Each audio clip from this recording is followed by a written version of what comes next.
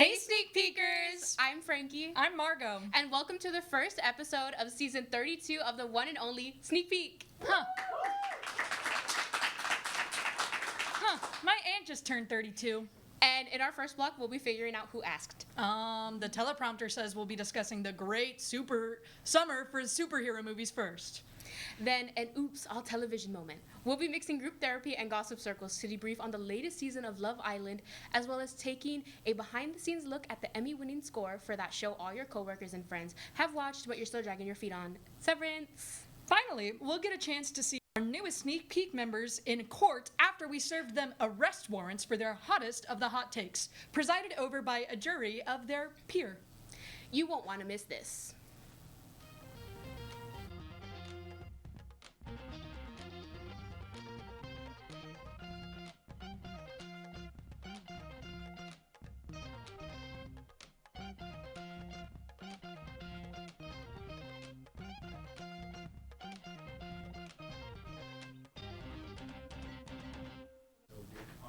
To start off the show, we want to first acknowledge the tragic passing of actor Julian McMahon. Julian was well known for playing Dr. Doom in the original Fantastic Four films, along with starring in The Surfer, where we were able to talk with him at South by Southwest. He is survived by his wife and child in Florida. Moving into the fall, this week we got to see the first round of television awards with the Creative Art Emmys. This celebrates the creative team outside of the traditional primetime broadcast set for this Sunday. Bryan Cranston was able to gain another Emmy during the ceremony for his guest role in the studio, and the controversial composer Cristobal Tapia de Veer won for his main theme on White Lotus Season 3. We were also able to talk with two of the winners over the summer. You can find our interview with Melissa Kostenbotter, the casting director of the studio, on our YouTube page, and a snippet of our interview with Theodore Shapiro later in this episode. While it may be the end of the television awards run, the film circuit is just starting up. Last week saw the Venice Film Festival come and go, and it turns out that Dwayne Johnson might be on the way to an Oscar nomination. The Smashing Machine seems to be a clear favorite from Venice, with Benny Safdie winning Best Director at the fest. Reporters said that it received a 15-minute standing ovation at its world premiere. I wonder what audience The Rock prefers, Venice or WWE? I think he'll take applause wherever he can get. I guess except for Saturday Night Live. Speaking of Saturday Night Live, there's been a lot of changes to the show's cast ahead of season 51.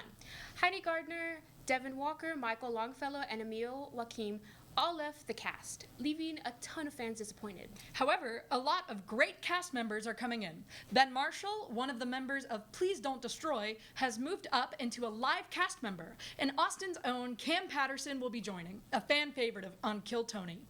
I don't know if I can handle the show without Michael, but I guess I'll try. And to start out the school year, our staff show recommendation is Overcompensating. If you're scared of coming into college, this is the perfect show to relieve your stress. Overcompensating, talk about my ex-boyfriend. His favorite movie was Man of Steel. Ugh, thank God James Gunn saved Superman from the rest of us. I'm gonna be honest, Chief. I haven't watched any superhero movies. Really? Why not? They just insist upon themselves. Superhero movies? Yeah, I just don't care for them. Well, James Gunn did reinvent the wheel for superhero movies. Really? Sean will let you know the details. But I really am not interested. I know where you live. Okay. What's up, Sneak Peekers? I'm Sean, and to be honest, I'm already missing summer break. There were so many great movies that came out this summer, and I finally had the time to watch all of them. But one thing stuck out amongst the blockbusters this year: the state of the superhero movie. We all remember the days when a cape and spandex would dominate the box office, but post-Endgame, those billion-dollar returns are getting more and more rare. But what's been interesting is how in the face of these declines, several comic book movies have tried to fight against their formula to reinvent themselves, finding ways to draw people back into the theater.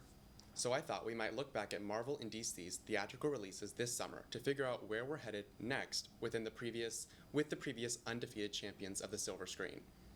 Let's start in May with the Thunderbolts, the ragtag team of misfits charged with saving the world from the very person that set them up. Created by Kurt Busiek and Mark Bagley in 1997 as a replacement for the Avengers in the wake of their dissolution. But, as we see in the film, the team's always been clouded by secret motives and gray morality. While the ensemble roster of characters doesn't pull too directly from the Thunderbolts comics, a lot of the storyline seems inspired by Kyle Higgins' Winter Soldier run, which follows Bucky Barnes as he tries to show disillusioned heroes like himself how they can work together to do some good. In the face of oversaturation of emotionally unmatched comedies at Marvel, Thunderbolts seem to try to recreate the team dynamic of Civil War, leaning into a darker tone that can say something about the depression that several of these characters have gone through. If you haven't seen it yet, I recommend you see it on Disney Plus and give it the love that it didn't get in the box office. Then we move to July, where we got the first film for the new DC universe, Superman. As we all know, the character of Clark Kent, created by Jerry Siegel and Joe Shuster, has been around since before World War II and has undergone decades of changes and iterations since. The previous theatrical interpretation, played by Henry Cavill, took the character to a grittier world, working off the tones of Frank Miller's Batman, The Dark Knight Returns. But with James Gunn's newest film, he's talked extensively about the inspiration he got from lighter, more comical interpretations of the character, such as Grant Morrison's All-Star Superman or Jeff Loeb's Superman for All Seasons. In the face of DC being called too dark and then too bland, Superman starts off the DCU with a bang, showing off how heart and whimsy can work alongside each other. More than anything, it sets the tone that it won't be afraid of embracing the wilder side of its source material, and that its Earth is a place already well acquainted with the superhero. Superman ended up being the highest grossing comic book movie of the year, with critical and general audience acclaim to match. It's just leaving theaters now, but it's now available to watch on digital, with physical releases coming soon. And finally, we have the Fantastic Four, First Steps, created by comic book legends Jack Kirby and Stan Lee. These four have gone through their ups and downs. Despite being a staple of the Marvel brand since their debut in the 1960s, First Steps is now the team's third cinematic reboot, fourth if you count an unreleased movie from the 90s. From the Tim Story films to the infamous Fan Four Stick, they've never seemed to resonate with critics or audiences alike. But Matt Shakman's take on them aims to finally give them the love they deserve, citing them as the lone protectors of an Earth outside of the main MCU. Matt has shared his love for the comic's original run, including the Galactus trilogy, which features the debut of Silver Surfer and Galactus. Shakman also drew inspiration from Jonathan Hickman's Solve Everything collection, including the film's focus on Reed and Sue as new parents. Both of these runs represent the core of the film, the anxiety to accomplish everything a hero needs to do, despite the impossible threats set in front of them. While this film might not have calmed all the anxieties about the future of Marvel, it stood out as a beautiful experiment into how the MCU can connect itself back to its source material and find new stories to tell. So, what is these studios' solutions to superhero fatigue? It seems to be to shake up the formula and learn from their mistakes. Put something authentic on the screen, shake up the key players, and play into themes that emotionally connect the viewer. At least, that seems to be the strategy now. With Marvel's nostalgia-fueled mega crossover, Avengers Doomsday, and DC's lesser-known character entries of Clayface and Supergirl all set to release next year, only time, and the box office, will tell what the future holds for the superhero genre. But what did y'all think about the summer comic book movies? If you agree or disagree with any of our analyses, let us know at Sneak Peek TV on Instagram, YouTube, LinkedIn, or Letterboxd. That's been my time. We'll see you after the break. Hi, my name is Theodore Shapiro, and I'm the composer for Severance. Just want to kind of dive in, getting into the weeds. Okay. This season of Severance has been a bit more experimental compared to the first season. Did you have any specific approach to tackling these non-conventional episodes and their scores? Yeah, I mean, I would say that I was focused from the beginning on finding languages for specifically for Woe's Hollow and also for episode 8. From the beginning, like when I was sketching new ideas before they started shooting season 2, I just generated a lot of material inspired by the idea of them being out in the forest. Ultimately, the thing that was the hardest to crack was actually episode 4. Even though I'd written all of that music, there was something that Ben was looking for tonally in that episode that it took us a while to find it. And ultimately, the thing that cracked it, he was like, "Oh, I really like that one cue that you did in season 1, episode 3." And I was like, "Oh, that unlocks the whole thing." I'm really glad that you brought up that kind of relationship with Ben and working on these compositions before seeing the footage? Because that kind of leads into one of my questions, which is Ben has expressed that he considers having your compositions before shooting an essential part of the process. And so I was curious if you could maybe speak to what that creative process is like for you. One of the rules that I proposed, and it was accepted when I started working on the show, was there would be no temp music at all. And if you don't know what temp music is, that is when you're working on a movie or a TV show, and they take music from other movies or TV shows, and they cut it in as a placeholder until the composer has written their music. And the problem with temp music is that everybody gets used to it. It locks you into writing a certain way. So that's how I work on the show. Before each season, I write this big library of music so that Ben and the editor, when they start having picture to work with, can be cutting in music that is unique to Severance.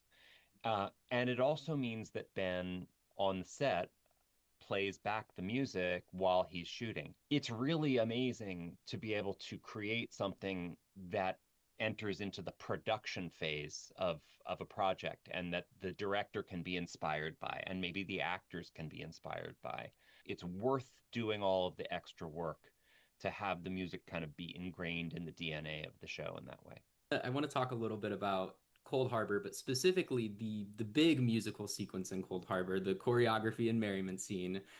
So much fun. It's just an incredible kind of diversion from the usual sound of the series. And I was curious if you could maybe speak to some of the influences or challenges that you may have encountered whenever you were kind of coming up with that. Ben at some point told me about this idea, and the idea didn't come up until I believe it was during the strikes. Ben immediately started like sending me all these marching band things that he really likes. He really likes the movie Drumline with Nick Cannon, so he played me some stuff from that.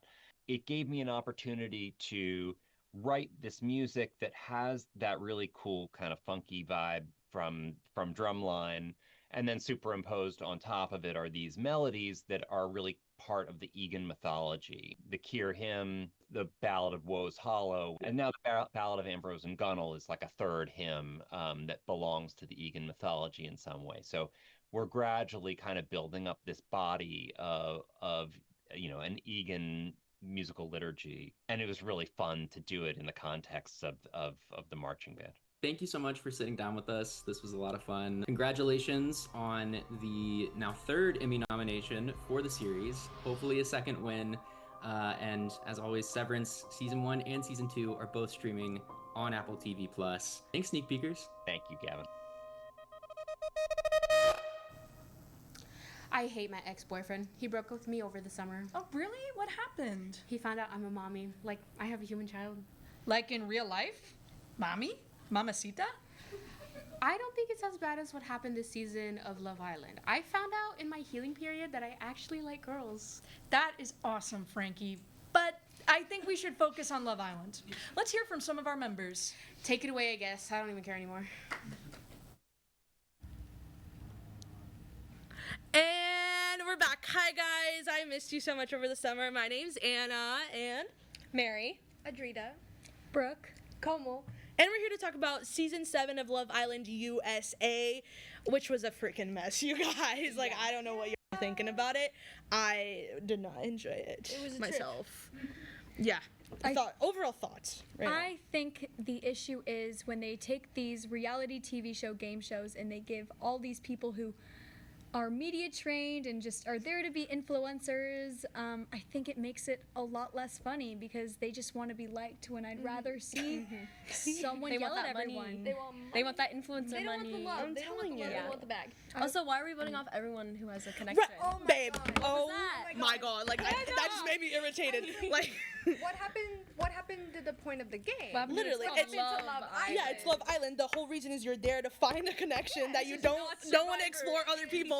It's not Explore Island, right, Ace? That's what I find the issue with the influencers is because they're not there for the right reasons. They are Right. there for media attention. They're not there to No, find bring love. back normal people. Yeah, they want their brand. Yeah, like I want people put 300 followers on Instagram private, please. And Like- also, I think it's because last season it was so authentic, and we got to see these girls grow, Yeah. and everybody just like the way they blew up. It is was because they were genuine. nice. Yeah. And this season they were trying to like have that They, like, magic in saw the bottle. that. Oh my god, were like, that was they were here. trying so hard for a PPG and it was not gonna happen. trying to recreate My it. mom wanted to be the next Leah so Yup. bad. And all they ended up doing was flopping and making us all mad. You can't try to be Leah. You either are Leah or you aren't. You're either Arlia or you're Olandria, and Olandria is that girl. Or Like, she's- Andrea. You either are Leah. Oh, you're Andrea, bro. Okay, you're either Leah or you're freaking Huda, bro. Let's talk about Huda, because we have a lot to talk about Huda. In her like press after the show, she was just stirring up the pot. No, can we like stop? Okay. We can't stop talk being- about this though. Netflix says we can. Joking. Netflix says like Sorry, I have Let's Peacock on the stop phone right being now. They said I women's can't talk about Huda delusions. because she's gonna come Stop cuss me fe- out. Okay, I love women, but stop feeding these delusions. Like, girl, like 100%. go get therapy. Like, stay away from the media. Like, please. Like, unfortunately, the have a show child. needed to like put a stop to it and be like, hey girl, you need to go home. Because and then also unfair, like not to be a man defender, but unfair, Jeremiah gets sent home instead of Huda. Huda's at my finale? yeah. Huda is not at my up with finale. her man. Okay, No, but the man. you break up on your final day, like oh my Guys, god. like, she changed so much over the show, and I'm like, it's been 3 days. It's just- yeah, like, I think for the next season they really should just try to find more normal people. Yeah, I hope I that think with, they like, need to regular take a jobs. break. Maybe Like, they looking find for cast and be like, hey, you want to just come and like hang out if you're a cool person, and then you just put them on Love Island. Also, at that no point. more, Or like no who more wants to racist. actually like Go find to a- whoa. Go Good to a point. speed dating Yeah. event and just take the people from a speed dating Literally, event. like, I have another way to Swipe find on love. Tinder, see who's on No, there for love. but then we have to deal with the fans. The fans kind of ruined the season too. Oh my, the fans ruin everything. So many like, Huda defenders. They just like started I bringing just- in the yeah, toxicity yeah, in it's- there, and then it stopped being like a fun show. It became like freaking the Hunger Games. my Guys, yeah. let's not normalize parasocial relationships. Yes. She does not get it. Like, But her she's not NFL your ad best was friend. really Like, cool. You don't know these people, like, and they don't even know each other. Like, Yeah, like after the show, they're like not me really hating, friends but I'm anymore. also like sad every night. They never were It's like when the friends. popcorn. Yeah. like, I have Yeah. to be honest, after the show there were very little people I was rooting for. Oh yeah. Oh, I know. It got to a point where like I didn't even care. Like Amaya won by herself. now they're Brian broken and her, up. yeah, like they're not even together. Olandra and Nick should have won if it was like down to a couple, Yeah. Yeah. because it's like, You know who I loved? Iris. oh wait, Wait, yeah, did she was y'all- kind of queen. Did y'all hear about? I had hope for this. Iris and TJ are back together. Are Yes. And well, They I heard responded that. The streets are saying. The streets are saying, and the streets are also wrapping up this panel. Thank you guys so much for listening. Our thoughts on Love Island. If you want to hear more, you can reach us on our socials at Sneak Peek TV, and well, I'll gladly send you a voice memo. I'm sure these guys will too. Hey, have you got to meet any of the new sneak peek members? Only a couple, but I've got to say, so many new faces and so many wrong Hey. takes. But who are we to judge? Yeah, that's why we have Anna. What? Lock him up, Anna. Hey sneak peekers, it's not Anna, but it's Thunby. How are you guys doing? So glad to have you guys back for this new season, and we're gonna meet some new sneak peekers. So let's get some in. Woo! Hi, what's your name? Pablo. Introduce yourself. Hi, I'm Pablo, and my hot take is that Robert Pattinson's Batman should be in James Gunn's DCU, and that making it a different universe will actually be more confusing to an audience. Do you want to explain? I am a big fan of the Batman's, Robert Pattinson's Batman, so I believe that like it's the perfect Batman we're gonna get right now. And if we get a different Batman, it might be a sillier Batman. It might. I really doubt it'd be a darker Batman, but it's gonna feel weird. It's not gonna Okay. feel like an actual Batman. Okay, can we have an audience vote on that? Is that a good or a bad hot take? I agree. Good, yeah. Well, it was Thank great you. seeing you. Thank you. Bye. Let's get the next one in. Woo! Introduce yourself. My name is Rosie, and my hot take is that Don't Look Up deserved the Oscar nomination. Oh. I will say, my anxiety didn't let me watch that one. But, you want to explain? Yeah, so I've seen Don't Look Up probably 6 times at this point. You start intrigued with, Kate like discovering the comet, and then you go through that whole the whole arc with Leo changing his appearance with the family, like you're emotionally tied in, and then it's like the comedic rom-com energy with Timmy and J-Law, and then that ending leaves me crying every freaking time. Well, that's the ending of you presenting that. But let's have the next one in. Woo! Hello, introduce yourself. Hi, my name is Bridget, and my hot take is that Christopher Nolan is an overrated director. Oh goddamn. Yeah. Ooh. This is the reaction I expected. Okay. A half. Yes. Okay. See, the thing is, he uses these like different non-linear narratives, and all these effects to basically justify the fact that there's like no characters or story that really makes any sense. And don't even get me started on his female characters, okay? All of them have no personality whatsoever. Okay. So. Hey, you stand on your ground, girl. Thank you for coming. Let's get the next one in. Hello, I'm Kaylee Paskett, and my hot take is if we're gonna make remakes, we should be making it with the Muppets. Oh! Thank you. I honestly don't think you need to explain that one. Yeah. If you want to, feel free though. I don't care what it is. I don't care if it's Lion King. I don't care what it is. It should have the Muppets in it. And I agree with you. Let's have the next one in. Woo! Hi, my name is Caroline, and Bridget's not gonna like this hot take because I thought Tenet was a good movie. Ooh. What do we think about that, folks? Tenet, good movie? No? Okay, a lot of half-half with the Christopher Nolan movies. You want to explain yourself? I just think that the biggest critique was that it was confusing, but I don't think I personally could explain what happened in the black hole in Interstellar. So it's that for me. That's fair enough. I personally love Interstellar, but hey, we all have our preferences. Have a good one.